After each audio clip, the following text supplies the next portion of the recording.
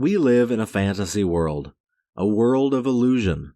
The great task in life is to find reality. Iris Murdoch. The joy of fantasy. Life as an adult is, for me, seen in shades of gray, with the occasional blotch of color thrown across the canvas. All of the novelty and fantasy have been stripped away by the slow motion of time and left nothing but a nearly colorless landscape of monotonous and monochrome images flashing by like a stop-motion video.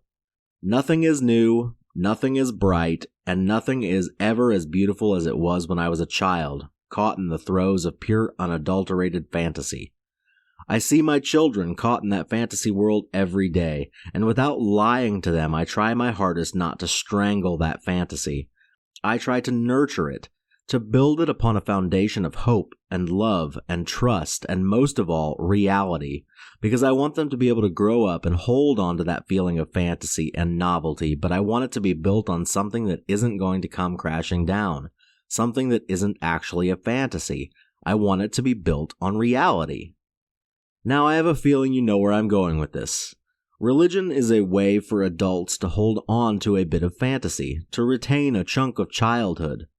Religion is a fantasy that brings color to a colorless world, hope to a hopeless life, meaning to a meaningless universe, and joy to a joyless adulthood.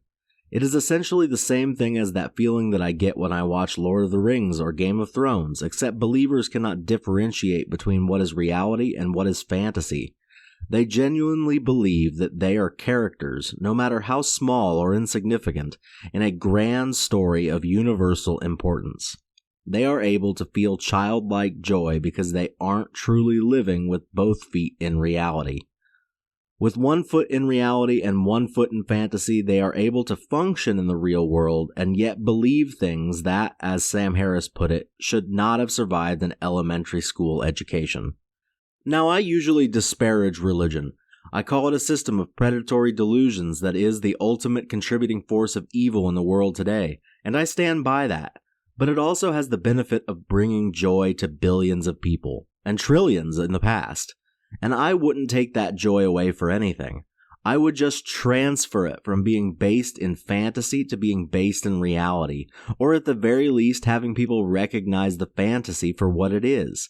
I don't want people to be like me, swimming in a turbulent sea of murky gray waters with only brief moments of respite.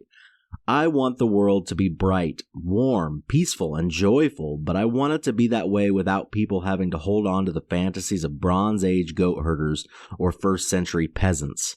I want people to be able to feel the true joy of reality, not the placebo of fantasy.